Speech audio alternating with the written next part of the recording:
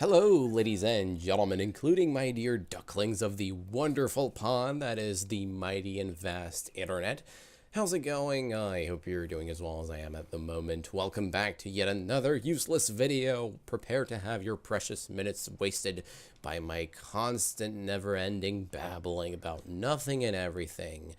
Actually, I've been meaning to talk about the current version of Tera Online, which has finally gone free to play since February 5th.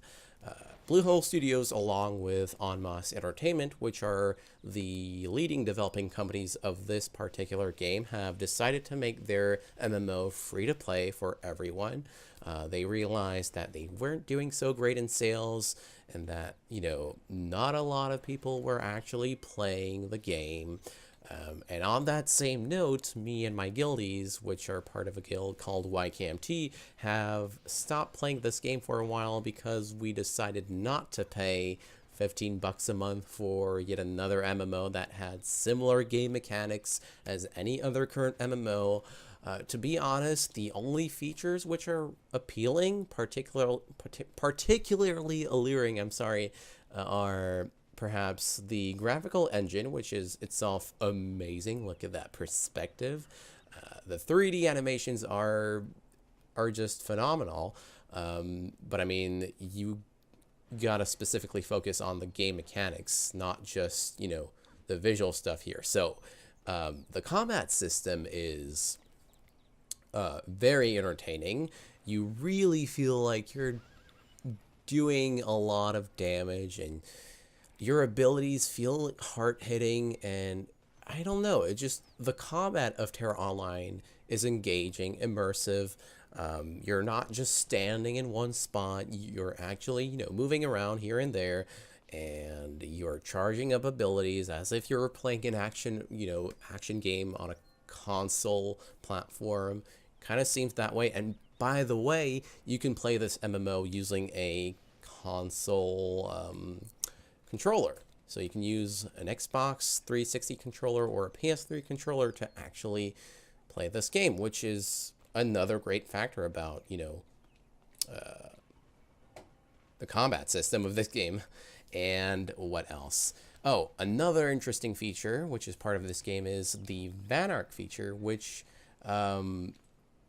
basically is about conquering zones in the world of Tera Online. So you can actually dominate certain places with your guild and have certain benefits, XP boosts, gold boosts, and I believe you get things like increased XP in those specific zones, in those zones that you've conquered. I don't really know much about it, but the Vanarch system definitely sounds like something that a real MMO, like any other MMO, should have, because it really makes the MMO world feel like it's grand and epic. So yeah, those are basically all of the things. The only things which are really appealing, I mean, the little things like the female anatomy here, and I don't know, the skins and the clothing that you can buy from the clothing store are little things that are also kind of, attracting to the eye. But other than that, there's really nothing else that's just innovative about this game. You can't... I'm really disappointed about the environment of Tera Online itself, because there are a lot of places which are inaccessible, and that is a really disappointing factor in this kind of MMO, because you've got amazing graphics here and a phenomenal graphic engine here. And when you're looking at a building like this, you're thinking to yourself, oh, I would really want to go on top of this. But unfortunately, the game does not let you do that. First of all, there are no flying mounts available in this game as of yet. And on top of that, there are a lot of invisible barriers that, do not allow you to go to the places that you want to discover. Like if you're going towards a mountain, if you want to get on the summit of a mountain, you can't get there. A lot of the times it'll just bounce you back to the ground floor, and that's what is really disappointing to me about this MMO world, because it feels so vast and colossal, and I feel like the game developers should be expanding the space that they're featuring visually. I mean, there are a lot of beautiful landscapes out there in Tera Online. The background itself is just very appealing to the eye, but it's very unfortunate that the game does not let you access, does not give you the permission to discover certain locations, which are just amazing looking. So that's another sad point about this game. The leveling system in this game is particularly grindy. So right now there are only 60 levels available. Right now I'm level 39 actually, and it took quite a while to get there, to be honest. About a year or half a year. No, I would say a year. And I didn't even play the game every day. So that's that. And a good thing that you would want to do, when leveling, is complete quests with your guild or a tight group of friends, or, you know, meet some.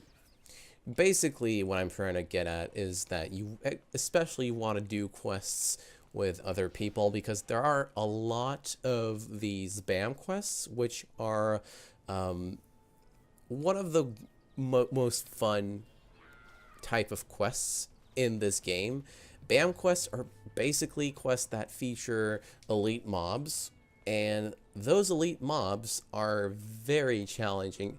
I'm not talking about like elite mobs like in World of Warcraft. Those are not considered to be, I mean, they're elite in the sense that they kind of need a second player to be defeated, but in this game, if you don't have a tank, if you don't have a healer, then you're basically going to get crushed in a matter of seconds. That's how fast you die if you don't have a complete group of, a complete group of all kinds of roles. This means having a tank, some DPS, and a healer to support you in battle. And having potions or bandages will give you minimal help. So you would absolutely want to do BAM quests with your friends or guildies. And these BAM quests give you a lot of XP. And I really recommend doing, if you're playing Tera Online, BAM quests are quests that you will want to do. I'm sorry, this guildie is talking to me. Give me a second.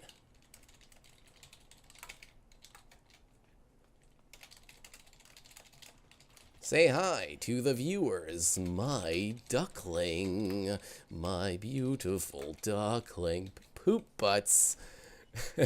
Anyway, back to what I was talking about. Okay, so let's put that aside for a little bit and talk about the founder status, which is a status that is granted to players who have played the game prior for it being the free-to-play version. So if you've paid for the game previously, you'll get this little icon on top here, which I have placed specifically here because it's rather bothering to have it here over the global chat.